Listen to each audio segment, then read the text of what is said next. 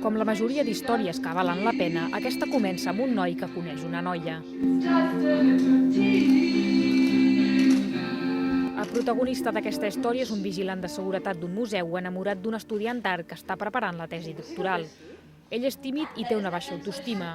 Ella no té escrúpols, però té ínfoles d'artista i unes idees radicals que defensa amb ungles i dents.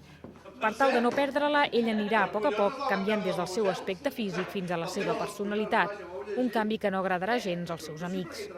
Jo crec que és una obra que conté diverses obres, com a mínim dues en una.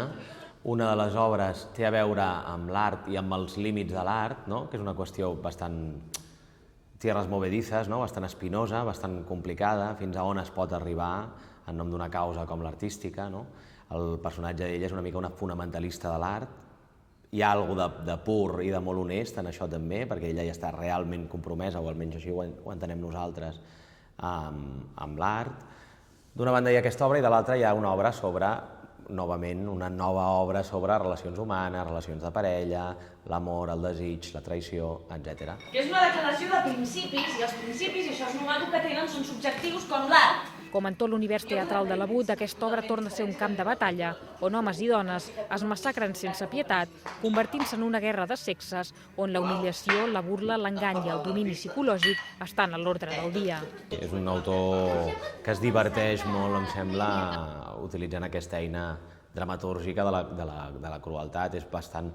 D'una banda, dona arguments a tots els personatges, jo crec, no escriu obres de bons i dolents, i de l'altra jo crec que es diverteix fent que passin una mala estona, diguem, no? Que no tens respostes per tot, però d'on collons l'has tret, ara? Hòstia, mira que cosa agradable, tio, quant de temps fa que la guanya? La forma de les coses es va estrenar per primera vegada a Londres el 2001.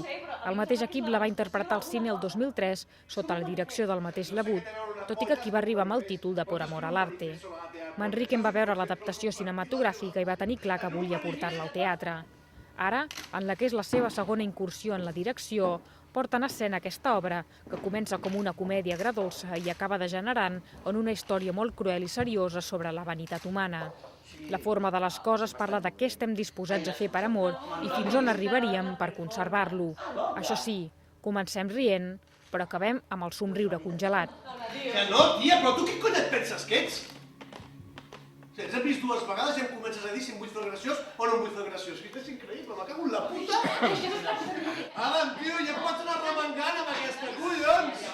D'acord? Vosaltres a favor d'aquest tio? No, jo no em poso a favor de ningú, jo només vull acabar aquesta conversa amb una Jo miqueta què de vull, dignitat. demà, o sigui, De que principis, diu la Ai, tia! fa mal